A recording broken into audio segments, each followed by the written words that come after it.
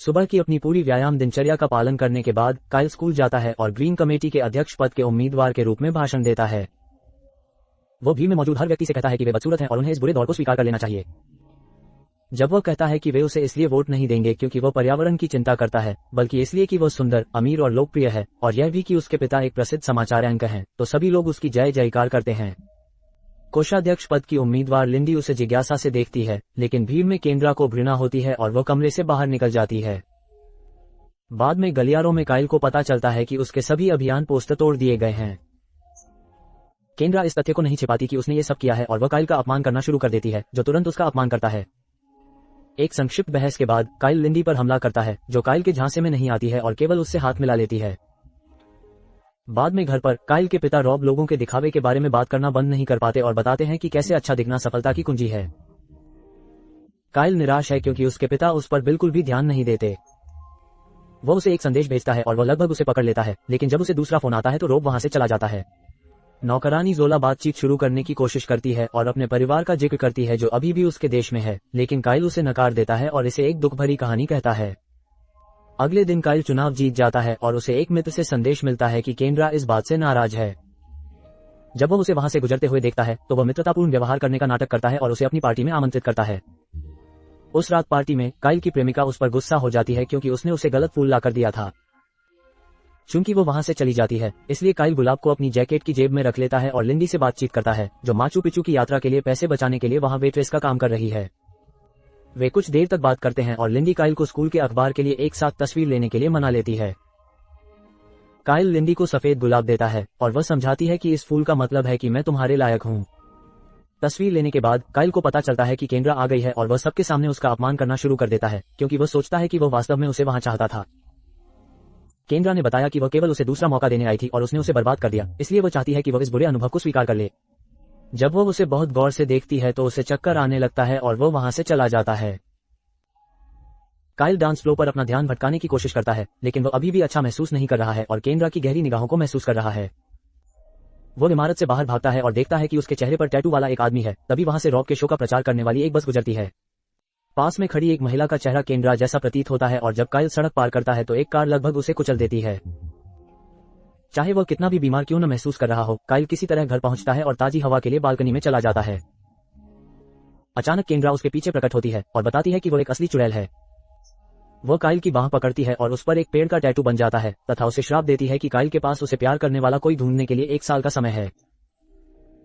पेड़ पर फूल खिलने लगते हैं, जबकि केंद्रा समझाती है कि साल पूरा होने के बाद और फूल फिर से खिलने के बाद अगर उसे प्यार के शब्द नहीं मिले तो वह हमेशा के लिए इसी तरह फंस जाएगा। जब वो एक तरफ हटती है तो काइल खिड़की में अपना प्रतिबिंब देखता है और यह जानकर हतप्रभ रह जाता है कि वह एक राक्षस बन गया है। उसके चेहरे पर निशान, टैटू और धातु हैं, साथ ही उसकी भौहें अब शब्द आलिंगन हैं, और जैसे ही केंद्रा गायब हो जाती है काइल अपनी शर्ट उतारता है और देखता है कि उसके शरीर का बाकी हिस्सा उसी स्थिति में है। कुछ घंटों बाद रॉब आता है और पाता है कि काइल अंधेरे में बैठा है। रॉब भ्रमित हो जाता है और लाइट जला देता है। उसी समय काइल उसे रोकने के प्रयास में गलती से एक दर्पण तोड़ देता है।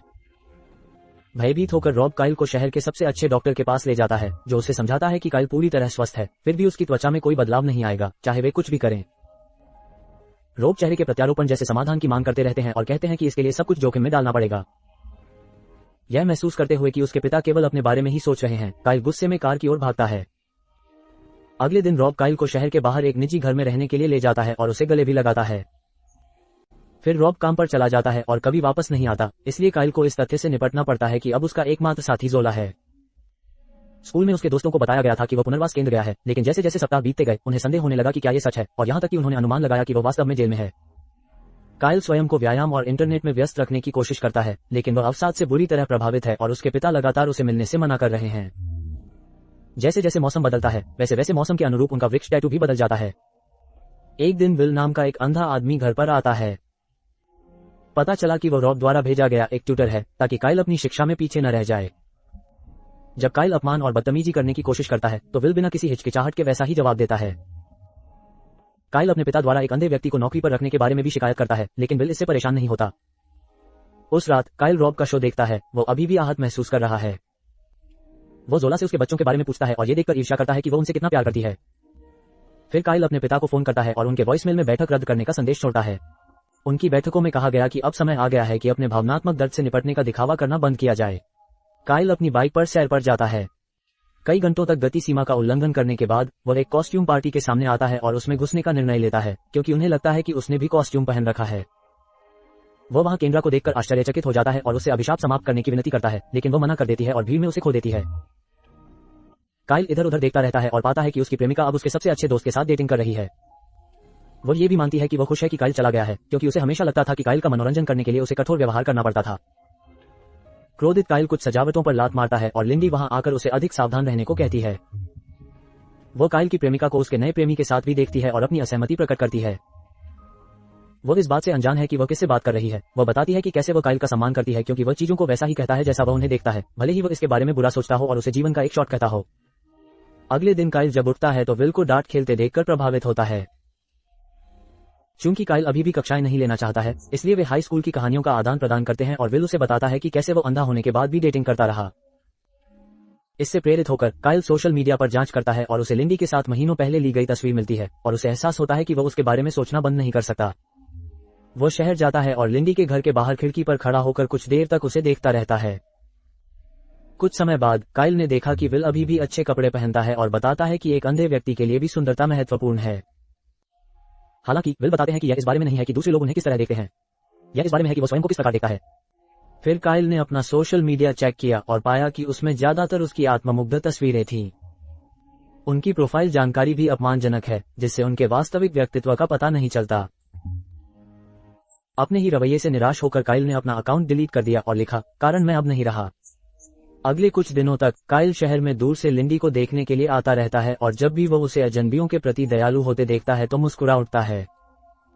जल्द ही विल और जोला उससे उसकी हरकतों के बारे में पूछते हैं और जब उन्हें पता चलता है कि वह किसी लड़की को डेट कर रहा है तो उन्हें लगता है कि काइल प्रगति कर रहा है। वे छत पर गोल्फ खेलकर जश्न मनाते हैं। एक रात काइल लिंडी को जल्दबाजी में घर से निकलते हुए देखता है, क्योंकि वह अपने पिता को नहीं ढूंढ पाती। वह उसका पीछा करता है और उसे एक गली में पाता है जहां दो हथियारबंद डीलर उसके नशेड़ी पिता से बकाया पैसे मांग रहे हैं और उसे चोट पहुंचाने की धमकी दे रहे हैं। काइल बाड़ के ऊपर से कूद जाता है और एक डीलर को धक्का देकर दूर कर देता है, जिससे लिंडी के पिता छिप जाते हैं। दूसरा डीलर भी गायब होने से पहले लिंडी को सीढ़ियों से नीचे फेंक देता है। फिर काइल बेहोश लिंडी को उठाता है और उसे उसकी बिल्डिंग के अंदर छोड़ देता है। अचानक वह गोली की आवाज सुनता है और गली की ओर भागता है, जहां उसे पता चलता है कि लिंडी के पिता ने एक डीलर को गोली मार दी है और दूसरा डीलर लिंडी को मारकर बदला लेने का वादा करते हुए भाग रहा है। काइल तुरंत पिता के हथियार छीन लेता है और उसके चेहरे की तस्वीर ले लेता है तथा पुलिस को कुछ भी न बताने के बदले में उससे लिंडी की रक्षा करने की अनुमति मांगता है।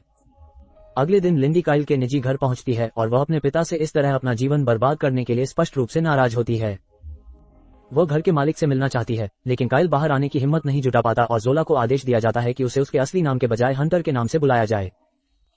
जब वो सोशल मीडिया पर देखता है तो पाता है कि लिंडी का स्टेटस नरक में लिखा है। शाम को काइल मुखौटा पहनता है और लिंडी के लिए खाना लाने की कोशिश करता है, लेकिन वह दरवाजा नहीं खोलती और उससे बात करने से इनकार कर देती है। काइल हार नहीं मानता और उसके लिए महंगे उपहार जैसे फैंसी बैग और गहने छोड़ता रहता है, लेकिन लिंडी प्रभावित नहीं होती। अगली बार जब काइल जोला को महंगा उपहार खरीदने के लिए भेजता है तो जोला बताती है कि वह वही चीजें खरीद रहा है जो वह अपनी पिछली प्रेमिका के लिए खरीदता था। लिंडी का प्यार खरीदने की कोशिश करने के बजाय उसे ये जानने में दिलचस्पी लेनी चाहिए कि वह वास्तव में कौन है। बाद में काइल उसके कमरे में जाता है और उसे फोन पर एक दोस्त से बात करते हुए सुनता है, जिसमें वह अपने जीवन में उन सभी चीजों के बारे में शिकायत कर रही है जिनकी उसे कमी खलती है। अचानक वह उसे देखती है और नकाब पहनकर चुपचाप घूमने के लिए उसे घृणित व्यक्ति कहती है। वह जानना चाहती है कि वह वहां क्यों है, तो काइल बताती है कि उसके पिता उससे इतना प्यार करते थे कि वह उसकी रक्षा करने के लिए बेताब थे। लिंडी शांत हो जाती है और काइल की जूस की पेशकश स्वीकार कर लेती है। इसके बाद काइल और अधिक प्रयास करने लगता है। वह अपनी सारी भावनाएं एक पत्र पर लिखता है और उसके सोशल मीडिया को करीब से देखता है, जहां उसे पता चलता है कि उसे गुलाब बहुत पसंद है। इससे वो छत पर ग्रीन हाउस बनाने का निर्णय लेता है। इसमें उसे कई सप्ताह की कड़ी मेहनत करनी पड़ती है और उसे लिंडी की नजरों से बचने के लिए सावधान रहना पड़ता है, जो अंततः अपने कमरे से निकलकर विल से दोस्ती कर लेती है। जैसे जैसे क्रिसमस नजदीक आता है, काइल का टैटू पेड़ सजावट से जगमगा उठता है। एक रात लिंडी उसे आश्चर्यचकित कर देती है जब वह टीवी देख रहा होता है और काइल बातचीत करते समय अपना चेहरा हुड में छिपाए रखता है। वे वास्तव में एक दूसरे से घुल मिल जाते हैं और जो शो देखते हैं उसके बारे में खूब चुटकुले बनाते हैं। जब काइल लिंडी को अपनी कक्षाओं में शामिल होने के लिए आमंत्रित करता है तो लिंडी खुशी से सहमत हो जाती है। ये काइल को अंततः अपने सदमे में खुद को प्रकट करने के लिए प्रेरित करता है। लिंडी को न तो घृणा है और न ही डर है, वो केवल यही कहती है कि उसने इससे भी बुरा हाल देखा है। अगली सुबह उत्साहित काइल विल को जगाने के लिए दौड़ता है और उसे बताता है कि वह अंततः उसकी बात स्वीकार कर रहा है। लेकिन ऐसा अवश्य दिखना चाहिए कि वे ये काम काफी समय से कर रहे हैं। वो उससे स्मार्ट दिखने के लिए भी कहता है, जो असंभव लगता है। इसके बाद वो जोला से लड़कियों को प्रभावित करने के लिए उपाय पूछेगा और जोला उसे अपना असली रूप दिखाने के लिए कहेगी। उस दिन काइल अंततः लिंडी को ग्रीन हाउस में लाता है, जो गुलाब और सभी रंगों से भरा हुआ है। उसने उसे प्रभावित करने के लिए एक कविता भी छपवाई, लेकिन वह पहले से ही यह जानती थी, जिससे उसकी स्मार्ट दिखने की योजना जल्द ही बर्बाद हो गई। कक्षाएं शुरू होती हैं और हर दिन किशोर एक दूसरे के लिए प्रेम से भरी अद्भुत कविताएं पढ़ते हैं और प्रत्येक शब्द के साथ उनके बीच नजदीकियां बढ़ती जाती हैं। सर्दी जल्दी बीत जाती है और जब वसंत शुरू होता है तो काइल को अपने टैटू पर पहला फूल दिखाई देता है। वो केंद्रा को ढूंढने के लिए शहर जाता है और उससे और समय मांगता है। जब वो मना कर देती है तो वह उसे समझाता है कि अब उसे लोगों की परवाह है और लिंडी के साथ समय बिताने के बजाय वो विल को उसकी दृष्टि वापस दिलाने और जोला को उसका परिवार दिलाने की मांग करता है और कहता है कि वे उसके साथ रहने के लिए इसके हकदार हैं। केंद्रा ऐसा तभी करने को तैयार होता है जब वो अपने लक्ष्य में सफल हो जाए। उस रात काइल ने लिंडी को देखा और पाया कि वो सोशल मीडिया पर उनकी पुरानी तस्वीर देख रही थी। लिंडी का कहना है कि काइल स्कूल का एक बदमाश है, लेकिन वो ये भी कहती है कि हंटर उसे काइल की याद दिलाता है। वो सोचती है कि काइल अपने बुरे व्यवहार के पीछे कुछ अच्छाई छिपा रहा था और यहाँ तक कि वह ये भी मानती है कि वो उस पर मोहित थी। अपनी उम्मीदें बढ़ाते हुए काइल लिंडी को शहर ले जाता है और वे चिड़ियाघर के अंदर घुस जाते हैं। वहां काइल ने कहानी सुनाई कि कैसे उसके पिता ने उसे बताया कि उसकी मां उन्हें छोड़कर चली गई और छोटा काइल एक डॉक्यूमेंट्री देखने के लिए इस स्थान पर छिपा हुआ था। यह एक मां हाथी के बारे में है जो एक वर्ष बाद उस स्थान पर लौटती है जहां उसने अपने बच्चे की अस्थियां छोड़ी थी और काइल कल्पना नहीं कर सकता कि उस प्रेम का अनुभव कैसा होता है। लिंडी भी इसकी कल्पना नहीं कर पाती और उसका हाथ पकड़ लेती है। इसके बाद वे छत पर सूर्यास्त देखते हैं और लिंडी काइल की गोद में सो जाती है। वह उससे कहता है कि वह उससे प्यार करता है और उसे एक कमरे में ले जाता है जहां वह उसके कंप्यूटर पर माचू पिच्चू यात्रा के बारे में पूछते हुए एक संदेश देखता है। जाहिर है लिंडी जल्द ही अपने एक दोस्त के साथ भागने की योजना बना रही थी। अगले दिन काइल जोला और विल से पूछता है कि क्या उसे लिंडी को जाने देना चाहिए। उसकी बांह पर लगे फूल बताते हैं कि उसके पास बस कुछ ही दिन बचे हैं, इसलिए दोनों उसे एक आखिरी रोमांटिक इशारा करने के लिए कहते हैं। अपने पिता की लिमोजिन का उपयोग करते हुए काइल लिंडी को परिवार के झील वाले घर में ले जाता है। यात्रा के दौरान लिंडी को एक संदेश मिलता है जिसमें कहा गया है कि उसके पिता को गिरफ्तार कर लिया गया है, इसलिए उसका घर जाना सुरक्षित है, लेकिन वो उसे डिलीट कर देती है। जब वे घर पहुंचते हैं तो लिंडी बताती है कि उसकी मां मर चुकी है और उसके नशेड़ी पिता की देखभाल करना उसके लिए नरक जैसा हो गया है, इसीलिए उसने दूर जाने के लिए यात्रा की योजना बनाई। लेकिन पिछले कुछ महीनों में काइल के साथ रहने से उसे वो ब्रेक मिला जिसकी उसे हमेशा से जरूरत थी। फिर वे एक दूसरे का हाथ थामे टहलने जाते हैं और काइल अपना पत्र उस पर फेंक देता है। लिंडी उसे पकड़ते समय गिर जाती है और काइल उसे धीरे से नीचे उतरने में मदद करता है, जिससे वे दोनों एक समझौतापूर्ण स्थिति में आ जाते हैं। वे एक दूसरे को चूमने ही वाले होते हैं कि लिंडी का फोन उन्हें रोक देता है। ये कॉल बुरी खबर लेकर आती है। उसके पिता अस्पताल में हैं क्योंकि उन्हें ओवरडोज हो गया है। काइल तुरंत उसे रेलवे स्टेशन ले जाता है और जाने से पहले लिंडी उसे बताती है कि वह उसका अच्छा दोस्त है। ट्रेन की यात्रा के दौरान लिंडी पत्र पढ़ती है और उसमें प्रेम का इजहार पाती है। बाद में अपने पिता का हालचाल जानने के बाद वह काइल के वॉइसमेल पर संदेश छोड़ती रहती है, लेकिन वह उससे बात करने से इनकार कर देता है। वो सोचता है कि वह उसे केवल एक मित्र के रूप में देखती है और वह पत्र को लेकर नाराज होगी। जब लिंडी विल और जोला को भी बुलाना शुरू करती है तो वे काइल को कायरता छोड़ने के लिए मना लेते हैं। कुछ क्षण बाद काइल स्कूल जाता है जहां हर कोई उसके अजीब चेहरे को देखकर उसका मूल्यांकन करता है। वो लिंडी से माफी मांगता है और बताता है कि वह उसके आसपास खुद को बुरा महसूस नहीं करता। लिंडी अंततः उसे चूमने से पहले यह बताती है कि वह ऐसा नहीं है। आखिरी फूल उसकी बाह पर दिखाई देता है और वह उससे कहता है कि वह इस यात्रा पर जाए क्योंकि वह इसकी हकदार है। बाहर जाते समय लिंडी कहती है कि वह उससे प्यार करती है। केल घर की ओर चलना शुरू करता है और उसे लगता है कि केंद्रा की नजरें फिर से उस पर हैं। उस क्षण वो स्तब्ध रह जाता है और अपने प्रतिबिंब को देखता है तथा पाता है कि वह सामान्य हो गया है। अब उसके हाथ पर पूरे गुलाब के पेड़ के बजाय केवल एक गुलाब है। अचानक लिंडी बाहर आती है क्योंकि वह हंटर के बिना नहीं जाना चाहती, लेकिन वह उसे पहचान नहीं पाती। काइल उसका पीछा करता है और जब लिंडी हंटर को फोन करने की कोशिश करती है तो काइल का फोन बजता है। वे कहते हैं कि वे अंततः उस प्रेम की कल्पना कर सकते हैं और एक और चुंबन साझा कर सकते हैं। इसी समय जोला को अपने परिवार के लिए ग्रीन कार्ड प्राप्त हो जाता है और हम फिर से मिल सकते हैं। इस बीच समाचार स्टेशन पर रोब को एक नया प्रशिक्षु मिलता है, इस बात से अनजान कि यह केंद्रा है जो उसे भी सबक सिखाने के लिए तैयार है। कुछ दिनों बाद काइल और लिंडी माचू पिच्चू पर अपनी छुट्टियों का आनंद ले रहे हैं। कृपया सदस्यता अवश्य लें तथा नोटिफिकेशंस चालू रखें ताकि आप इस तरह के और वीडियो देख सकें। देखने के लिए धन्यवाद।